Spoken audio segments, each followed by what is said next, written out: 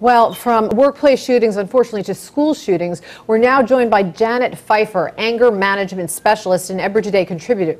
Janet, join us today to talk to us about why some kids literally snap and go in a school and go on a shooting rampage, essentially. Hi, Janet. Hi, Lucy. How are you? Good, thank you. Thanks for being here. Earlier this week, Ohio had just this happen. Maybe you can fill us in on that story and talk about, what you think was going on underneath. Yeah, well, we had our 44th shooting in this country in the past 16 years. And this young man actually came from a very troubled family, ended up killing, from the latest reports, 3 students died, and there are still a couple more that are in the hospital, which is just, yet another tragedy. I mean, in the 44 shootings that we've had in the past 16 years, we have lost 131 people. That's not counting those that have been injured as well. That's just 134 that have actually died. Law enforcement in the aftermath of that shooting talked about how they had prepared for these kinds of scenarios, but in part of that, is there a profile of youngsters that schools or law enforcement can kind of keep an eye on and say, this is a kid we need to monitor? Yeah, well, this child was actually considered an at-risk student. He didn't actually attend Chardon High School. He actually was going to an alternative high school for at-risk students. So there definitely is a profile. Very often these children are loners. They don't have good social skills or a support system of friends, so they kind of keep to themselves. If you look at their family life, very often they grow up with domestic violence or issues with anger. Children that maybe are very harshly disciplined or come from broken families.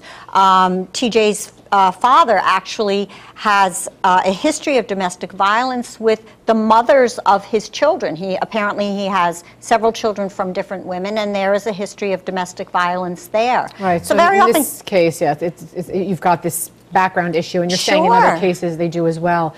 I have to tell you, yesterday I got an email from my son's school. He's a 7th grader, but he's in high school, and they sent this message out to say that there was a threat that they found in a text of one student to another, that he had some type of weapon, if you will, and they had to literally clear out the school, investigate the whole thing. It turned out to be nothing. This happened in the middle of New Jersey, but it was very frightening on the heels of what just happened on Monday. So as parents, what should we do, or what can we do? Well, I think most schools now have adopted a really good policy for emergency situations, how to handle, how the students and the administration need to handle themselves in an emergency. But we don't have to sit back and wait till that happens. We can be watchdogs and look out for the warning signs for children who are isolating themselves in school, children that we know maybe have had a history of being bullied. Now, we don't know that that's the case in this situation, but there's always a chance that this child, has been bullied.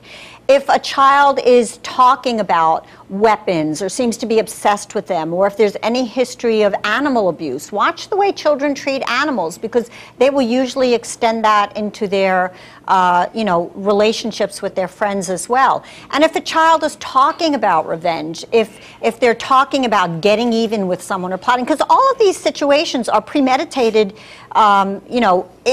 incidences. So it's not something that just happens spur of the moment. These kids know what they're going to do. They're seeking revenge. So just pay attention for those warning signs.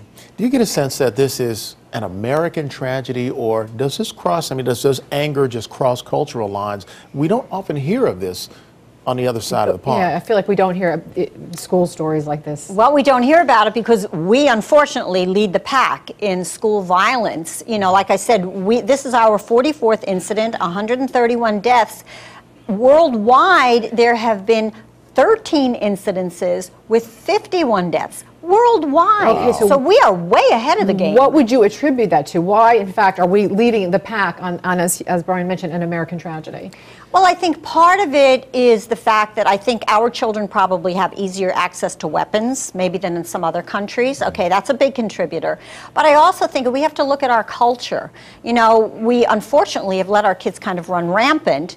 We're bombarding them with violence on TV, violent video games. We kind of glorify that, where maybe that's not occurring in other countries. I think we have really lost our core values. And I think as parents and adults who who are or mentors and role models in our children's lives, we're not exemplifying kindness and compassion and empathy and forgiveness. You know, we become violent as adults, and then our children look at this and think that this is just a normal way of life. Given all that, is there much that schools can do to absolutely. keep a lid on this? Yeah, and I think that schools are taking action. I think that a lot of schools, because I do a lot of work training teachers and staff throughout the schools in New Jersey, so they do implement programs, you know, character education programs. They do have bullying programs in place now that I think it was Governor McGreevey had actually imparted that on our schools. So they are taking measures. But again, I think the really key factor here is that we really have to teach our children to be more compassionate, and also to really get in touch with what they're really feeling, to give them a safe place where they can open up and express their anger and their pain and their fears and their concerns, and give them the tools that they need to process those emotions, because we act out what we feel, and if we're carrying pain around inside of us, it's going to get expressed in some way, and unfortunately it's coming out in the form of violence. It is. It's really, it's so scary. And then, like, to receive this email from my own school yesterday, I thought, I know. when does this end? Thank you so much my for joining pleasure, us. This is an always. ongoing story, unfortunately, but thank you.